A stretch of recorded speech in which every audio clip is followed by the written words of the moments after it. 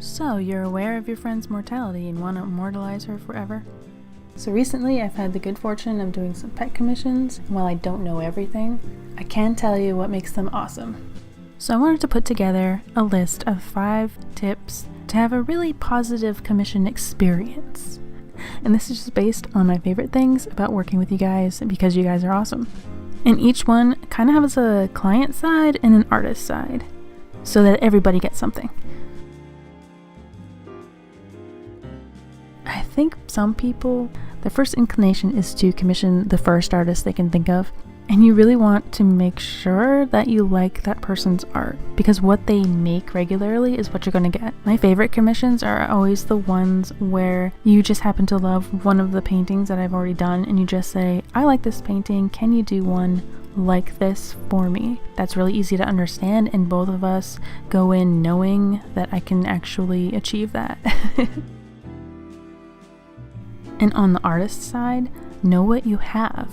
Maybe have a flat price. Definitely have samples of what you want to do, not what you don't want to do. And just make it easy as possible. Make sure everyone knows exactly what your prices are and how to get a hold of you. Because if someone has to email you to figure out the answers to their questions, they're just not going to bother.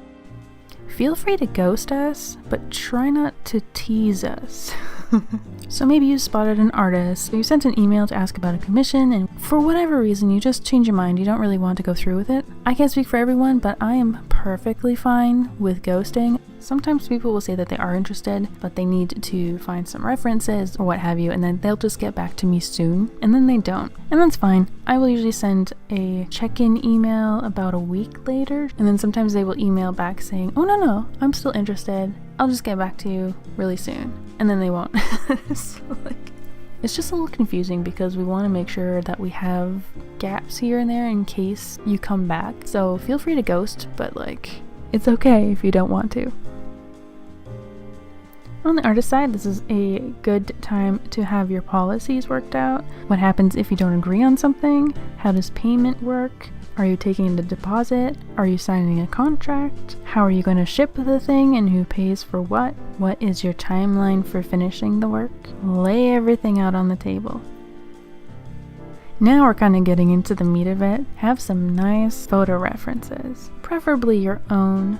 Photographs do have copyright. The fewer images that we have to Frankenstein together, the more accurate they're going to be. And blurry photos are just really difficult. Don't give us too many options because we want to please everybody. As simple as possible is always the best.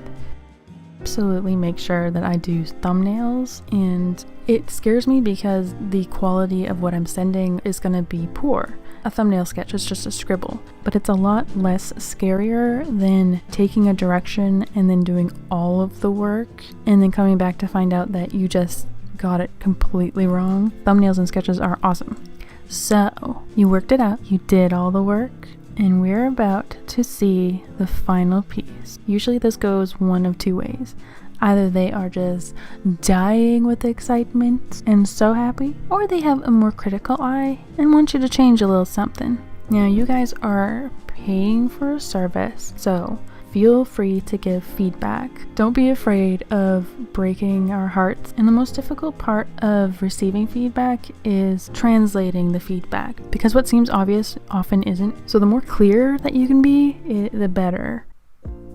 Sending a picture of the finished work is very terrifying, make you feel really self-conscious and afraid that they're disappointed and that you failed. So just, take a second. It could be just a matter of fixing something. Of course, you want to have reasonable boundaries. One thing I have learned is that when I think that I'm finished, instead of sending it off right away to get approval, I take a photo of it. I leave it alone for several hours. Every time I come back with fresh eyes or I reduce the photo, I will always see something, and you know that the client is going to see it too.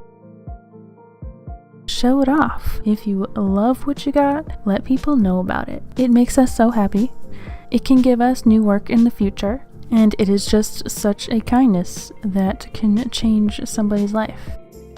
Leave them freaking sobbing, okay? And I obviously don't mean sad sobbing, I mean crying with happiness.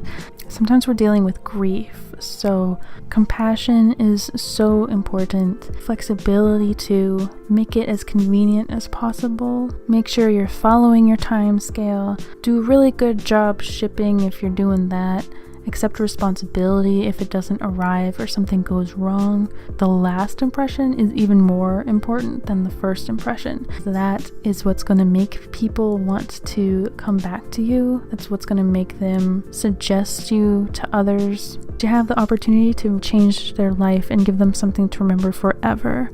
Thank you so much for subscribing, and I wish you all a very happy commission experience.